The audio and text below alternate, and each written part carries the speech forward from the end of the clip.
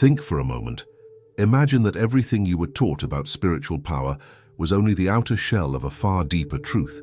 Imagine that behind the familiar stories, behind the verses repeated for centuries, there exists a hidden current of wisdom that was never meant to be accepted blindly, but to be realized inwardly. What if the real message was not about obedience, fear, or waiting for salvation from above, but about awakening a power already alive within you? And what if the final teaching we will explore later is the most radical and transformative of all, capable of reshaping how you perceive yourself, reality, and the universe itself? From the very beginning, the teachings attributed to Jesus provoke discomfort in those who expect simple answers. They challenge authority, reverse social hierarchies, and dismantle conventional ideas of power. The poor are called blessed. The meek inherit the earth. The kingdom is not promised in a distant future, but declared to be within. These statements are not symbolic decorations meant only to inspire hope. They are precise spiritual technologies, encoded in paradox, designed to awaken those willing to look beyond appearances. Across history, mystics, philosophers, and seekers have sensed that something profound lies beneath these words, not a doctrine, but a method, not a belief system, but an invitation to inner transformation. This is why these teachings resonate so deeply with ancient esoteric traditions, including Hermetic philosophy, where spiritual power is understood as alignment between consciousness and reality. In this perspective, power does not flow from domination or control, but from inner coherence. Before we go further, if this exploration resonates with you, take a moment to subscribe to the channel, leave a like, share this video, and write your reflections in the comments. What we are uncovering here may challenge long-held assumptions and open doors to a deeper understanding of life, consciousness, and spiritual power. Stay with me, because the most important revelation is yet to come. Now consider this carefully. Whenever Jesus speaks of power, it is almost never external. He does not instruct followers to overthrow rulers, accumulate wealth, or seek recognition. Instead, he speaks of losing oneself, becoming last, serving rather than ruling, and entering a narrow gate. To the unprepared mind, this sounds like weakness. To the initiated, it is a map. The false self, constructed from fear, identity, and social conditioning, must dissolve before true power can emerge. This is not moral self-denial. It is psychological liberation. This insight aligns with what modern depth psychology later articulated. According to Carl Jung, transformation occurs when unconscious patterns are brought into awareness and integrated rather than suppressed. The teachings attributed to Jesus consistently aim at this inner integration. When he speaks of removing the beam from one's own eye, he is not offering a moral lecture, but pointing toward radical self-awareness. Spiritual power begins where self-deception ends. Notice also the recurring emphasis on silence, solitude, and secrecy. Prayer performed in private, retreats into the wilderness, moments of withdrawal before decisive acts. These are not expressions of piety for their own sake. They are deliberate practices that reduce external influence and amplify inner perception. In Hermetic tradition, attributed to Hermes Trismegistus, wisdom is revealed only to those who quiet the noise of the outer world. When the senses dominate, truth remains hidden. When the mind becomes still, reality begins to speak. Ask yourself honestly, why were these teachings delivered through parables instead of direct instruction? Why emphasize that many will hear but not understand, see but not perceive? Because spiritual power cannot be transferred mechanically. It cannot be imposed, it must be discovered. Parables act as mirrors. They reveal different meanings depending on the level of awareness of the listener. To some, they are stories. To others, they are keys. Philosophers like William James observed that genuine religious experience arises not from doctrine, but from direct inner realization. The teachings attributed to Jesus consistently aim at this experiential shift. They bypass intellectual debate and target perception itself. This is why they have endured for centuries, continuously reinterpreted by those seeking not belief, but awakening. Here is a question worth reflecting on deeply. What if the true meaning of spiritual power is not the ability to change the world through force, but the capacity to see reality clearly, without illusion?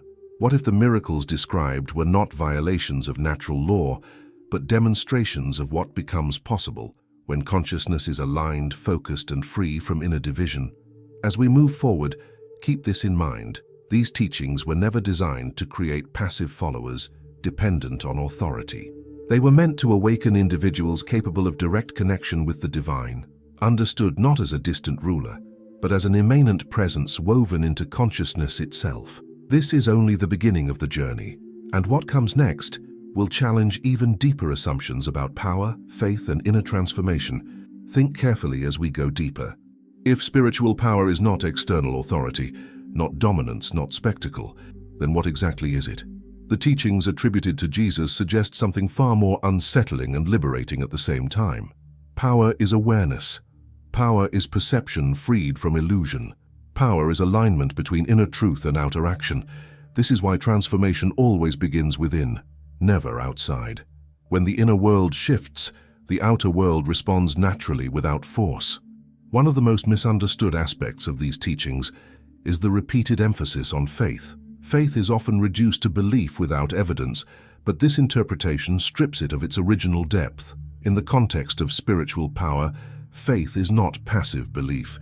It is inner certainty born from direct knowing. When Jesus speaks of faith capable of moving mountains, he is not encouraging fantasy. He is pointing to a state of consciousness so unified, so undivided, that intention and reality no longer conflict. Doubt fractures perception. Faith integrates it. This idea appears across mystical traditions. In early Christian mysticism, figures like Meister Eckhart spoke of a divine ground within the soul, a place where separation dissolves and true power emerges. According to this view, the problem is not that humans lack power, but that they are fragmented, pulled in countless directions by fear, desire, and identity. Spiritual power arises when this fragmentation ends. Notice how often fear is confronted directly. Fear of death, fear of loss, fear of judgment. Again and again, these teachings dismantle fear not through comfort, but through insight. Do not worry about tomorrow. Do not fear those who can destroy the body. Whoever seeks to save his life will lose it. These statements are not threats, they are revelations. Fear binds consciousness to illusion. Freedom from fear restores clarity, and clarity is power. This perspective radically redefines salvation. It is not rescue from an external punishment. It is liberation from inner blindness. To be saved is to see. To awaken is to realize what was always present, but never recognized. This is why healing stories appear so frequently. Physical healing often follows a deeper inner shift. Sight is restored, paralysis ends, wholeness returns. These are not merely medical events, they are symbols of reintegration. Modern psychology echoes this insight. When inner conflict resolves, energy previously trapped in resistance becomes available. According to Carl Jung, neurosis is often the result of a divided psyche.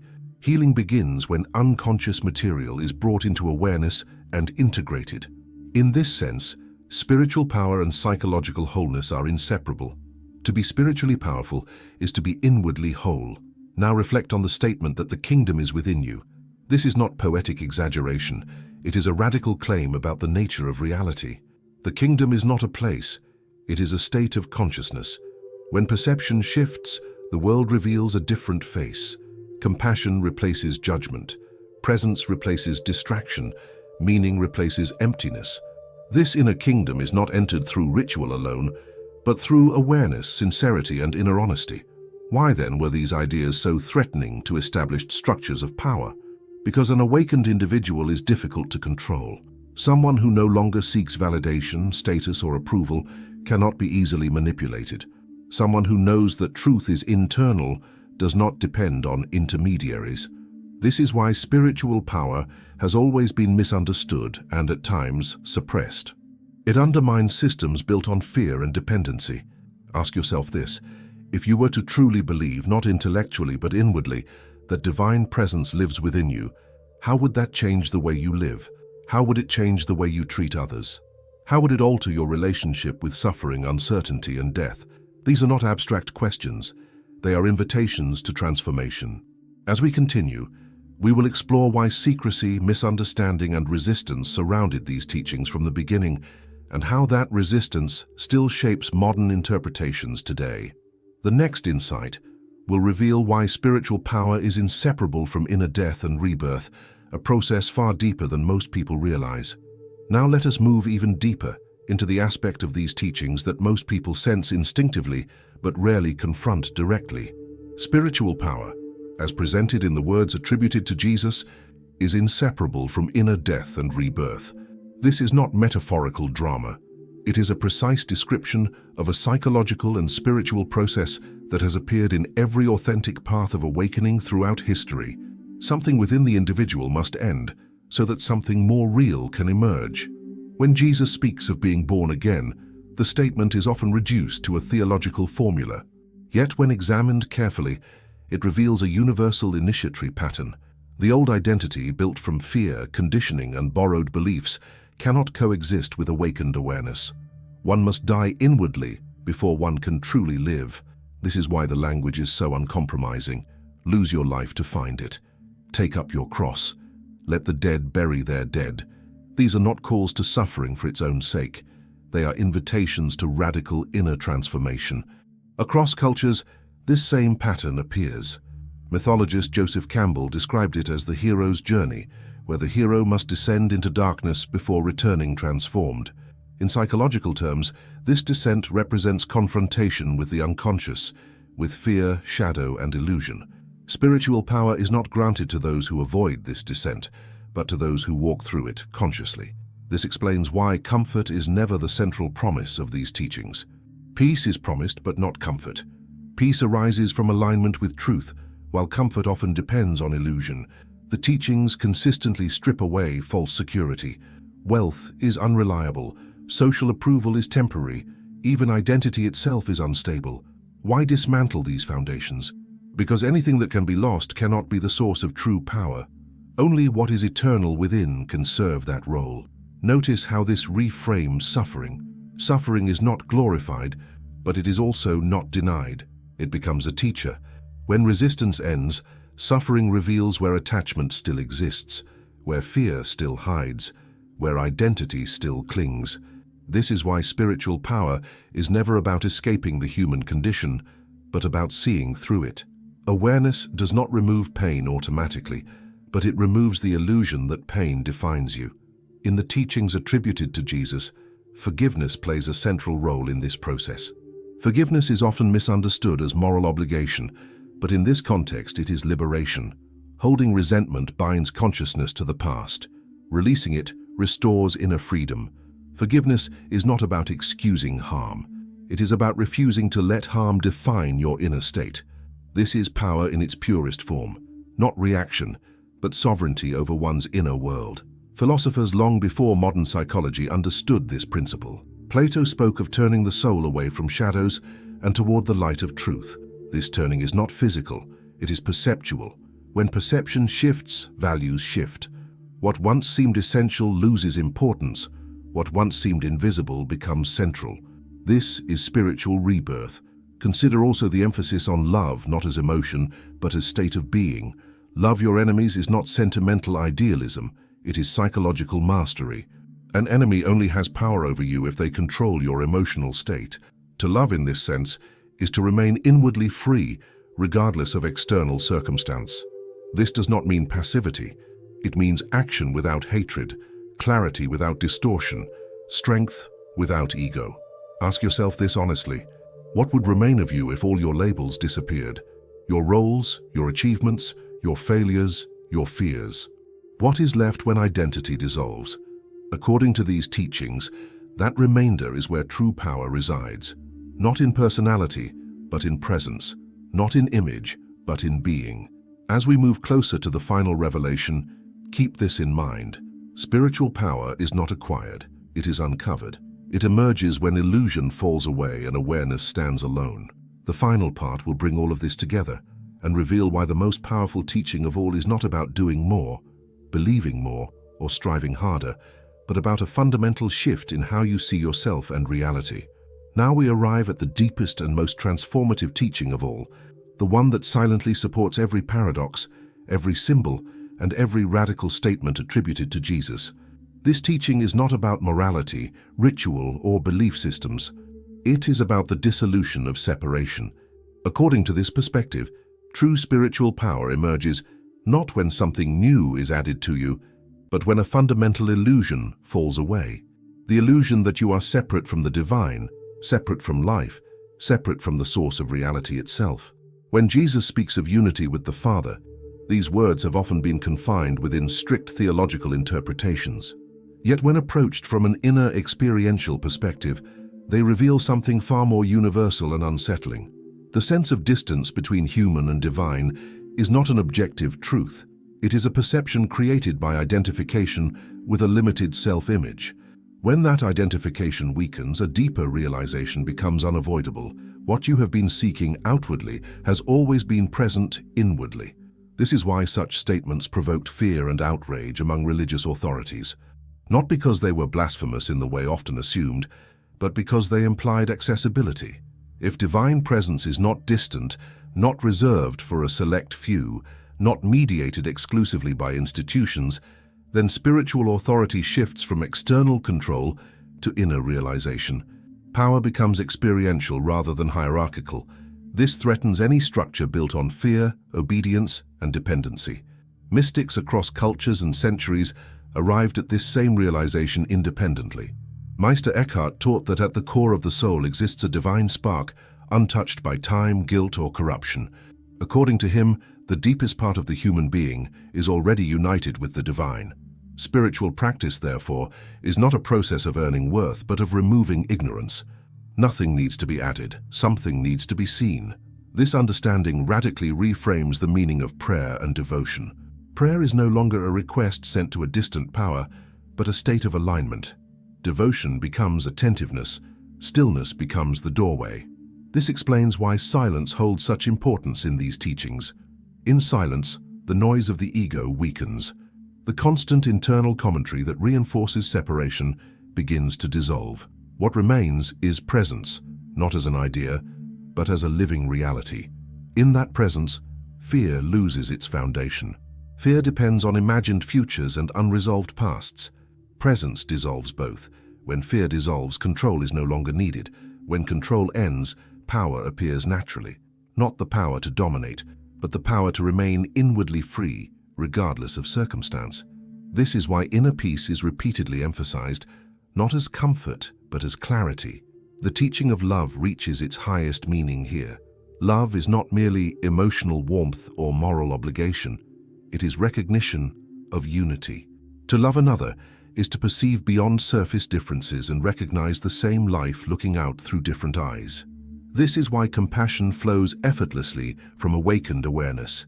It does not require discipline. It arises spontaneously when separation is no longer believed. Philosophically, this insight resonates with thinkers such as Baruch Spinoza, who understood reality as a single, unified substance rather than a collection of disconnected parts. When reality is perceived through unity instead of fragmentation, emotions rooted in fear, envy, and hatred lose their grip. Resistance softens, acceptance deepens. Life is no longer an enemy to conquer, but a process to participate in consciously. Now reconsider the statement that the truth will set you free. Freedom here is not political, social, or ideological, though it may influence all of them. It is inner freedom. Freedom from compulsive reaction, freedom from the need for approval, freedom from the fear of loss and death. When identity is no longer confined to form, death loses its power, not because the body is denied, but because awareness is recognized as deeper than form. This is the most powerful teaching of all. You are not a fragment struggling to reach the divine. You are awareness temporarily identified with form. Spiritual power is not achieved through accumulation, effort, or perfection. It is what remains when illusion falls away. When nothing needs to be defended, proven, or protected, a profound inner stability emerges. From that stability flow clarity, compassion, courage, and wisdom. Ask yourself one final question and let it echo inwardly. If nothing were missing, if nothing needed to be added, if nothing needed to be proven, how would you live? How would you speak? How would you treat others? This question is not philosophical. It is transformative. The teachings attributed to Jesus were never meant to end in belief. They were meant to end in realization. Words point. Silence reveals. And when awareness recognizes itself, spiritual power is no longer something you seek. It becomes the way you are. There is one final layer that completes this understanding, subtle yet essential. Spiritual power, as revealed through these teachings, is not meant to separate you from the world, but to return you to it with clarity. Awakening is not withdrawal from life. It is deeper participation in it, free from illusion. When awareness recognizes itself, ordinary moments become sacred, not because they change outwardly, but because perception does. This is why daily life becomes the true practice. How you listen, how you speak, how you respond when challenged. Spiritual power is revealed not in extraordinary experiences alone, but in ordinary situations met with presence. This is the quiet mastery few notice but all feel.